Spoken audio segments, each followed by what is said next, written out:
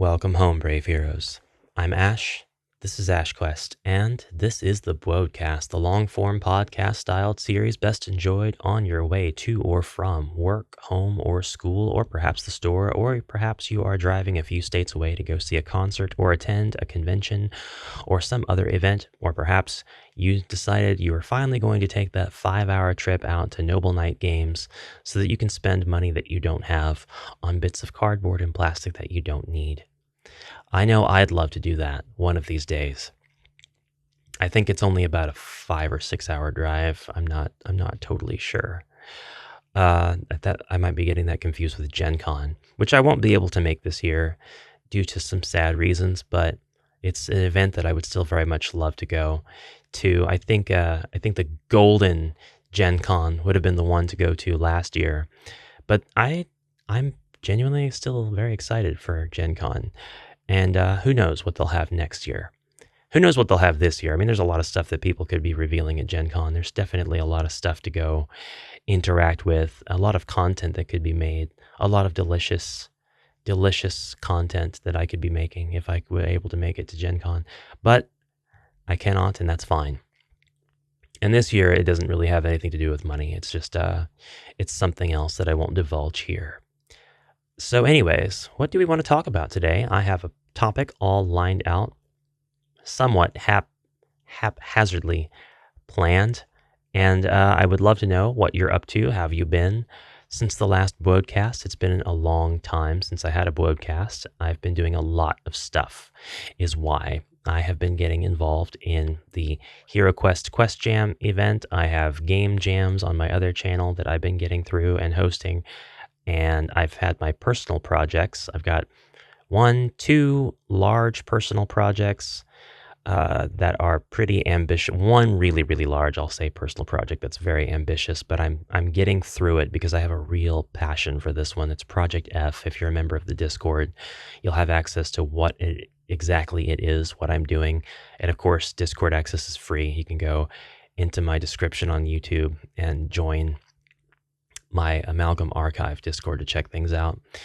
The archive exists for all of my channels, so it's not just like a place to go to talk about HeroQuest, but you can absolutely go there and talk about HeroQuest. I've got the Tabletop Heroes Tavern channel open just for that, as well as a bunch of other channels that people can use to share their miniature painting skills, their homebrew rules, their quest jam quests, and so on and so forth. So anyways, hope to see you there. Today, I want to talk about gatekeeping and accessibility. And I don't have any guests, although I would love to have a guest for this topic. And I think that I will be interviewing some folks based on their experiences with being gatekept from hobbies that they enjoyed. I, for one, was not gatekept from HeroQuest. I received the board game outside of any community involvement whatsoever when I was a kid, and I was able to enjoy it for what it was. I was the target audience. I loved it, and I played it as it was intended to be played, experienced it as it was intended to be experienced with my friend and my brother, and later my other friend and my brother, and later I tried to get the both of them together, and I think that worked for about 30 seconds, but kids just don't jive, they don't stay in one place, and so we didn't play a whole lot of it other than like my brother and I. And in my adult life, my wife and I have played it together, and we have played it with another nerdy couple, two sets of nerd couples at this point. And when the new version came out, that was great. That meant I didn't have to drag out my classics 30-year-old stuff anymore. So now the new one goes wherever I go, and sometimes, every once in a while, I'll still pull the classic one out when I want to have a classic feeling adventure. I've been really busy with, like I said, a really ambitious project. And I'm going to segue really quick into this. The Project F board game takes a lot of inspiration from classic HeroQuest.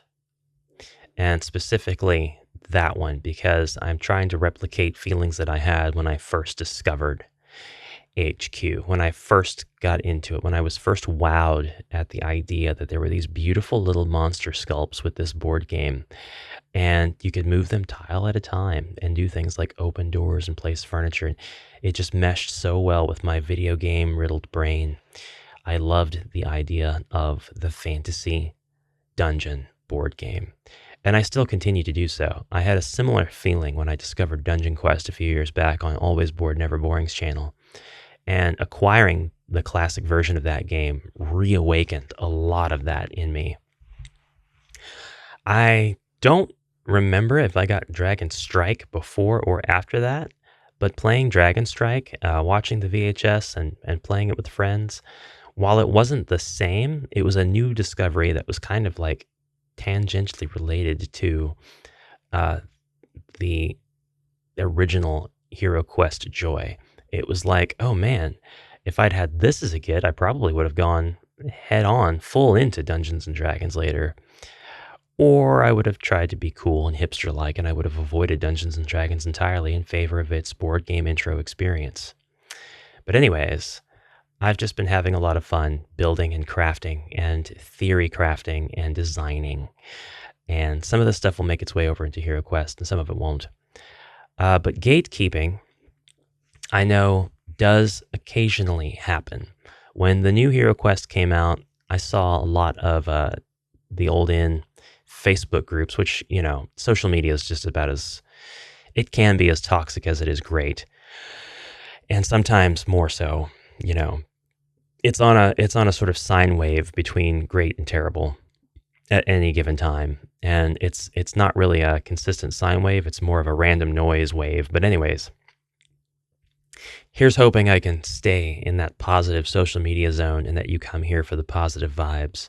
I'm not going to get too real with the gatekeeping and accessibility talk today, but I do want to bring up some pertinent things that I've seen and kind of how to respond to that, or how to think of it before you respond to it, if you do, or if you're the type who does even choose to respond to such behavior online.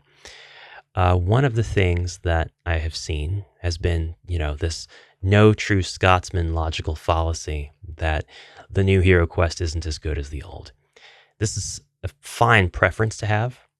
It's not objectively correct, but it is in context correct depending on your preference. It's fine to prefer the Citadel sculpts. It's fine to say the new Bard sculpt is atrocious and terrible and was a stupid, silly idea. It's fine to criticize this stuff. And gatekeeping goes both ways. I've seen people not gatekeep others from enjoying HeroQuest, but I've seen folks gatekeeping critiques and complaints that are otherwise valid and not toxic. And I think that that's a bit bizarre.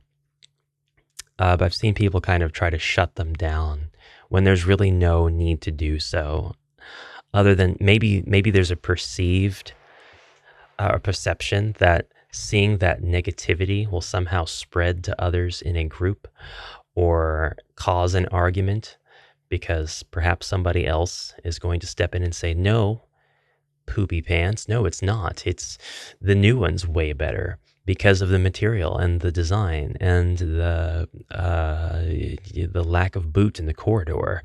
So there, also, you're a moron. I bet you had to wear a helmet when you were a kid to keep you from licking the windows. Sorry, that's going a little too extreme, I think. A little too dumb. One I've heard, though. I've heard that one out in the wild before. It wasn't directed at me, I promise. And I didn't use it, but anyways. I would like to encourage folks to be honest about their feedback. I've talked about this before in a previous episode. People need to be able to express what they don't like about a thing, as irrational as it seems to be. It could be something as simple as, I really hate the decision they made to round the cards at this 0.025 millimeter instead of the classic 0.35. I'm just making these numbers up. They're not real. I would be shocked if they were, though. To respond to that with whatever, might be kind of a waste of your time, and you could spend your time doing other productive things. And of course, it would be gatekeeping of me to say not to respond to the comment. I mean, after all, we're just animals doing what we do, reacting to things. But it is something I've seen. I've seen a lot of that shutting down of complaints of new. And some folks go as far as to complain about the old game and just complain about the game in general. And I think that that's valid as well. It's fine to complain about it. If you are in an environment and you're from a place that's generally very chilly, has cold winters, and the summers are very, very mild, and you move and you get to a place where the winters are mild because the climate's warmer and the heat outside is just a lot worse during the summer, and the humidity's risen and your allergies really act up, you might complain. I hate summer, you say. Ugh, summer's here the worst. And you know what?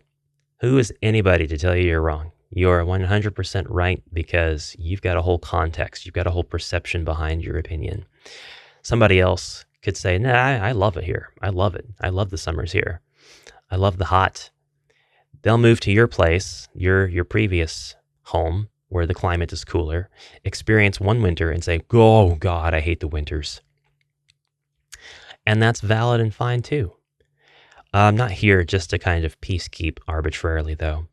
I'm here to say all of that stuff should be considered valid because you never know. You just never know what kind of experience they're looking for, but also because we want the company that makes this game and continues to develop this game to listen to the complaints and the feedback from everybody. We don't want to just be engaged in conversations where we justify every single mistake that they could make, where we justify every decision that was beyond their control. We don't want to just sit down and say, well,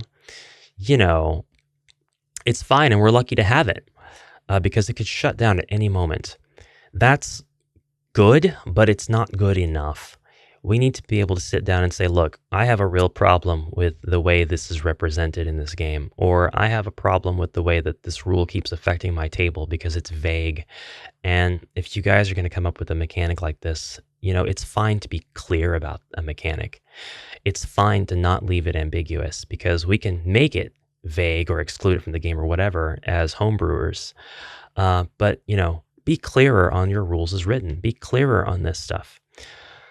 I saw a lot of comments. There's been a ton of comments. There probably will continue to be because they still appear now and again on my monk video where I play test the monk. I've got the play testing of the monk on HeroQuest, and I make a couple of decisions based on how I'm reading the cards, and I get comments saying that objectively that's just not how that's supposed to be done, and I defend my reasoning as I would today because the cards don't tell me that I can't do what I'm doing, and existing rules would lead me logically to believe that it's okay to do what I'm doing.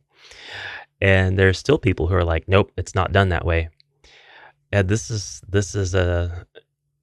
concept makes sense to me, but at the same time, to be speaking with so much confidence about something that you actually don't have backing you up in writing is a bit bizarre to press it.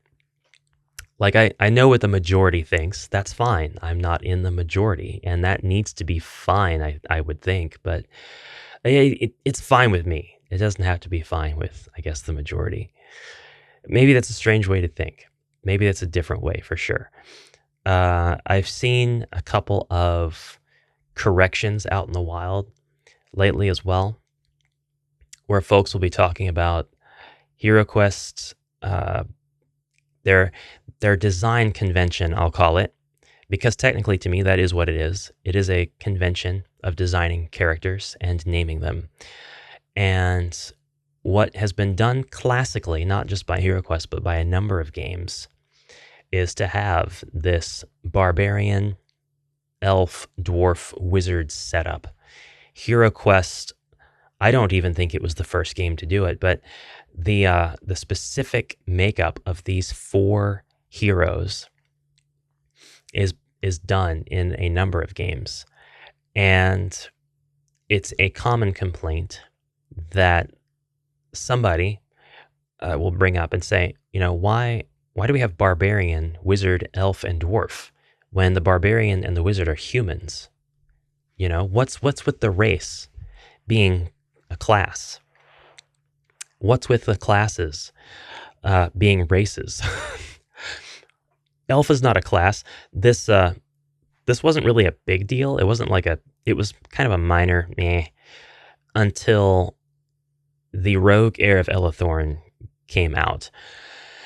And when that came out, boy, oh boy, people loved to talk about the elf rogue and how the rogue was an elf. And I think it was clear based on past convention that while the rogue may technically be represented as an elf, rogue is as different from elf as it is to wizard, as barbarian is to dwarf, as dwarf is to monk. It is different. It is a different hero. It is a different character. You have a player who is playing the elf at your table, and you have a player who's playing the rogue. And if somebody says, yeah, I attack the elf, you should clearly know who they're talking about, because the rogue is referred to as the rogue. So it's valid to complain about, I think. I don't think it's going to put anybody off. I do think that it would be very valuable to recognize it, whether you're complaining about it or not, as a design convention, that it need not follow the design conventions and choices of other games that are manufactured with standards like this, where there are 4 fantasy heroes going into a dungeon. It need not follow the trend forever. There can be some branching off. There can be growth to the design convention. I have referred to this as breaking convention before. Technically, that is what it is, but this hasn't really been broken. It hasn't happened in a little while. We haven't had races named for classes, but I have seen where people say there aren't any races in HeroQuest. There aren't any classes. This is a statement that I do take a little bit of issue with, and I'll tell you why. To most people who think about races and classes in terms like this, they are thinking of the Dungeons and Dragons system. And maybe Chainmail did this before D&D, I don't know. But D&D and countless other games, role-playing games, have a system by which you choose, you're creating your character, and you choose a race for your character. So you choose whether you're going to be, an elf, a human, a dwarf, maybe a halfling, a giant, a troll, a gnome, whatever. And then you choose your class. Now, not every race, classically, is going to be able to be every class. And sometimes that is true, that every race can be whatever class. If you're playing a game like World of Warcraft, right now, typically, there's going to be class restrictions because classes are kind of built on the idea that there's a culture surrounding this particular race, right? So if, say, you're an elf, you may not have access to the meteor brawlier classes that exist in the game, or you may not have access to all of the magical types because the elves are pretty fluent in one type of magic. But in a universe as diverse as World of Warcraft's, there's multiple types of magic. There's the ability to be a mage, a warlock, a druid, a shaman, and all of these kind of draw on different sources for their magical power. This is so the game can have multiple ways to play and lots of mechanics associated to these spellcaster types of characters, but lore-wise, it makes sense. Despite not using the words race or class in its in-game text, HeroQuest is not apart from this notion. You don't choose a race and then choose a class. Rather, you choose a hero. There are races of monsters in HeroQuest that lore-wise, speaking strictly to lore, there are orcs, there are ogres, There are, of course, humans. There are elves and dwarves, obviously. There are races. You do not mechanically use the word race to describe your character or how your character behaves, not mechanically. You can do so on a lore level. You can do so certainly on a character creation level. This isn't even homebrew. This is just describing your character. But to say that you select a race in HeroQuest it's kind of quantum. It's true, and it's not mechanically relevant. So for the purposes of the mechanics of character creation, it kind of is a term that doesn't exist. But it should be relevant that, the warlock is a halfling, and the warlock is a halfling. That's out there in the design notes. That shouldn't be debatable anymore, but there are still people who are like, no, the warlock's a dwarf or gnome. I guess that's fine, but she doesn't have a beard. Now, the other thing I've seen, classes. The terminology of class isn't used anywhere in any HeroQuest text. There's a lot of homebrew systems that use it, for sure, but the actual class system doesn't exist, at least not the way that you would expect.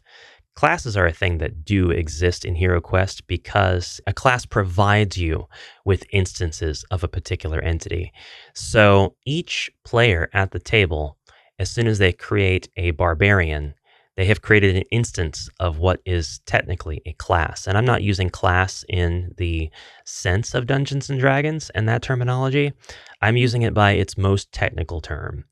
In programming, for example, there are classes, and you create instances from these classes. You're able to create methods and functions using classes in object-oriented programming languages. And while HeroQuest is not an object-oriented programming language, neither is Dungeons & Dragons, and this is the convention that fantasy game decided to follow. The convention existed before D&D because that is the nature of the words that we are using. It would still be incorrect to say that the hero instances aren't derived from classes.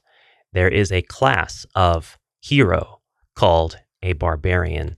I would describe this to someone, and I would hope that it would help their understanding rather than confuse them. There is a class of hero in HeroQuest called an elf. There is a class of hero called a dwarf. These heroes are different from one another. They have naming conventions that give them differentiation and identity, and they also have their own sets of skills that set them apart and their own attributes. And the word attribute is not used in HeroQuest, but that is what this collection of stats are. And some people refer to attributes as stats, and that's fine too. There have been, and there will continue to be a lot of instances where we use words that are basically derived from other games, and they're only adjacent to HeroQuest. But the other players and Zargons and other people who we're talking with understand what we mean when we use them. Although don't get me wrong, I think it's totally cool. If we're at a table and the D&D player comes and they're playing for the first time and they're using all the D&D terms, it's fine to be like, oh, okay, hey, you're using D&D terms. Just so you know, just for the sake of consistency and total clarity here. Here's what we call this. Here's how we talk about this. Here's how we refer to this. Might take some adjusting, but I mean, you do you. It's fine either way, as long as you understand the differences between what that word means here and what that word means over there. All of that is minor. None of it's super serious. The topic really is pretty lighthearted. We're just kind of analyzing. We're just kind of overanalyzing, and we're being really pretentious about words and definitions today. That's all we're really doing. The other thing that I wanted to talk about was accessibility and making the game as accessible as possible. And that means making it accessible for our Dungeons and Dragons friends who would like something that's perfectly suitable for an evening in, sit down and play, fantasy setting, get out of their headspace for a while, play their original character, Daedra, the rogue elf, but also don't have a consistent Dungeons and Dragons party, or they're just tired of DMing D&D games or Pathfinder games. They want to sit down. They want something that's quick to roll up a character. You don't even require a session 0 for HeroQuest. You just make your characters and play the trial and die. It's that simple.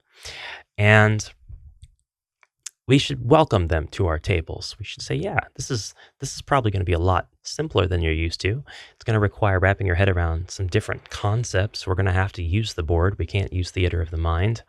There are very simple rules, but you can take these rules and kind of switch them around to make your party a little bit more optimized. You can take these different actions and use them in specific orders or situations to make sure that you're using your character to the best of your ability.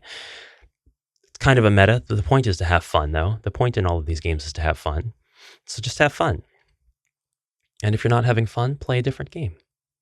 And if games aren't fun, go work, watch sports. I don't know. You're probably not really going to find this channel any fun if you don't think games are fun.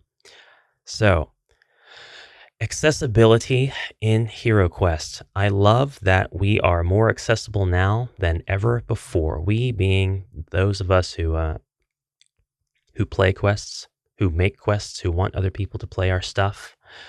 I have seen a bit of discussion in the Avalon Hill Discord, which, to be completely honest with you, is just one of the... It's such a downer server because of the lack of oversight and because there's just these strange debates there now, almost not every day, because for the most part the server is kind of dead, but a lot of the days when there is discussion, there's strangely bad vibes to the discussions. I wish that was not my observation, but that is how I feel about it, if I'm being completely honest. I think the Avalon Hill server really, really suffered as a result of the Hasbro layoffs. And it was a pretty boppin', thriving place to be before that. But anyways, there were users talking about the homebrew scene and other people kind of profiting off of that. And Hasbro and Avalon Hill needing to take a look at the homebrew scene to see what people wanted.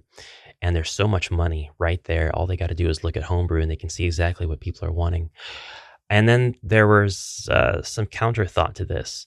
Well, it may not be worth their time because just because somebody's out there homebrewing a system and, a couple dozen people buy it or even a couple hundred people buy it, it doesn't mean that they're going to profit from it because, that's not a very big amount of buyers or money. And some opinion on how the mod scene's changed. I had took the opportunity to give my 2 cents here. And I guess to sum it up and just to get my thoughts back in order with myself from the other day, I'll go ahead and read what I said verbatim, not at anyone in particular. I said the only way the mod scene has changed is that it's grown to be more accessible by an order of magnitude. There's still a ton of content shared freely for community, and free's sake, so the sake of being free. It's just way more accessible now. People have access to tools, so instead of a few quests and a hero or 3, they're able to think up entire campaigns and roleplay rules, spell systems, new mechanics, new dice. We see campaign books, cards, and tiles printed, and we want to do the same. So you have people reaching out to their local printers and trying for quality prints, and we're seeing an uptick in every metric. There are some that sell their homebrew to get some of that print cost back while sharing their content in a consistent way. So we get situations where it's like, yay, a physical quest book that matches the size and quality of the official ones. And then there are also others who unfortunately sell IP that they shouldn't. Cases range from gray and blurry lines to outright piracy. But that's not really a new thing. There's just kind of more of it everywhere. Like I said, an uptick in every metric. Avalon Hill have stated that they can't accept homebrew ideas from fans for legal reasons. That's probably because they're pretty much mired in copyright. If you send them a thing saying, hey, you can have this idea, I'd like to see a dating sim in HeroQuest. I don't know. It's just something I'm pulling in off the top of my head. If they do that, you'll now be able to go to your email, show where you sent it, show the similarities, get a case in court, all that stuff. While the likelihood of that is very, very low, it's not zero. And I think that there is an active interest to make sure that the likelihood of anything like that would be as close to zero as possible on their end. So they don't accept homebrew ideas. However, we have a ton of strong cases that Rise of the Dread Moon is that expansion that is built from the idea of What if we used popular homebrew systems that people have come up with again and again over the years and applied it here in our own way, while also giving the players the tools they need to develop them further or see their own homebrew easily implementable? And I say that because Rise of the Dread Moon has a room where you can freshen up your heroes. It's a safe room. It's got the reputation system. It's got lunar tokens. It has the ability to disguise yourself. It has 4 new mercenaries. Granted, they're pretty much carbon copies of the existing mercenaries. They just have elvish forms. And it's got mechanics applied to its items, such as the caltrops, that would definitely take you to a homebrew mind space. It's got abilities for its monsters, such as the Spectre's abilities, plus their default mobility of being able to go through walls that call to mind different homebrew ghosts that have been made throughout the decades. And it's got, last but not least, the alchemy crafting system that utilizes reagents to create potions at desks. Crafting system in HeroQuest. That is unreal. And it's something that's been definitely homebrewed before, many different ways. So this is Avalon Hill's take on this general homebrew idea, and something that they're making accessible, not just to homebrewers, but to those players who like to play things rules as written, those players who like to see the systems gradually introduced with each new expansion, those players who may not have the time, resources, or even inclination to homebrew their own stuff, who just want to see it by default. So we'll see. We'll see what the Jungles of Delthrak and what First Light will bring whenever they come out, what kind of new stuff they provide to us homebrewers, and what kind of new stuff they provide to us rules as written players. There's one more thing I wanted to bring up before I let this episode go. I understand, and I think that there's nobody that doesn't understand, newcomer or veteran, that as Zargon, you can do whatever you'd like at your table, and that you can interpret things however you like, and you can homebrew whatever you like. But I have seen comments thrown around, and this is something I'd love to actively stamp out, but I can't do it. All I can really do is let you know how it does come off, so that as few of my viewers as possible ever use this phrase. That's not how you play the game, but you can homebrew whatever you like. That phrase is very friendly. It's meant to help. It doesn't always come off that way, though. And sometimes it's not said to help the person's understanding of a rule when that rule is either vague or it is established one way or another to be correct to begin with.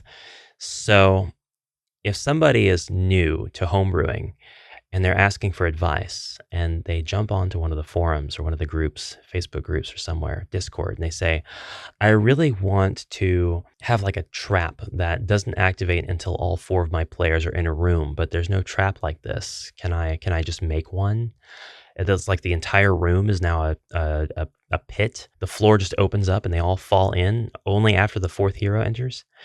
A proper response, and a great one, is, yeah, you can do whatever you like. It's homebrew. That's 100% great. But someone's interpretation of a vague rule that does not allow you to necessarily fall back on a general rule may be perfectly valid. And the way that they are reading it and the way that they're playing it may not be the way that you would do so.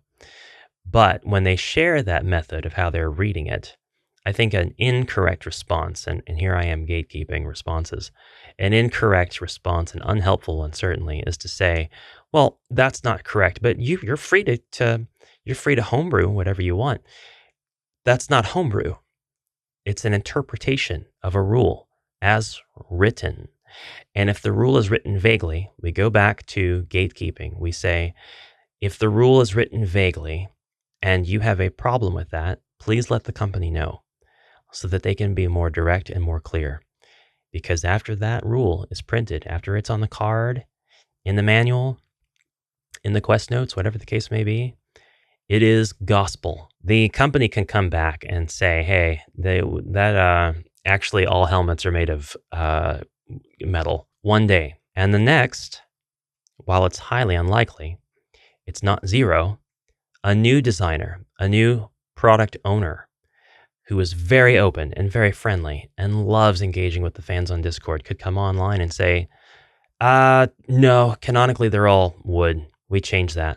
To refer to these outside of game system quotes and rules, I think can lead to some clashing. I think it can definitely lead to some further vagueness. It's totally fine if it's a one and done, but if the rule's not in the game system, if it's not in the printed material, isn't it really just as valid as if it were homebrew?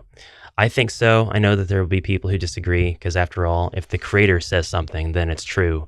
But don't make me cite J.K. Rowling. I will show you why it's not good for a creator to make things canon after the printed work with no other editions of what's going on. Anyways, guys, that's all my thoughts for today. Bit more of a downer type episode today, I realize. Those are just some things that inspired me to talk. I really am excited about these upcoming expansions to HeroQuest. I can't wait to see what Avalon Hill have in store for us. And I got a copy of the Mystic Wood some time ago, and I don't know if anybody who works at Avalon Hill today was around back then to work on games like the Mystic Wood and Sorcerer's Cave, but they have just always consistently been about bangers, just good games, just good times. The Mystic Wood, it's a pretty fun jaunt if you can find it on eBay or something and check it out. Just to be totally clear, it has nothing to do with HeroQuest, but it is still a fantasy romp, so check into that. Anyway, guys, that's all for now. Thank you very much for listening. I hope you have a fantastic rest of your day, a fantastic rest of your week, and I'll see you. Until then, onward, brave heroes.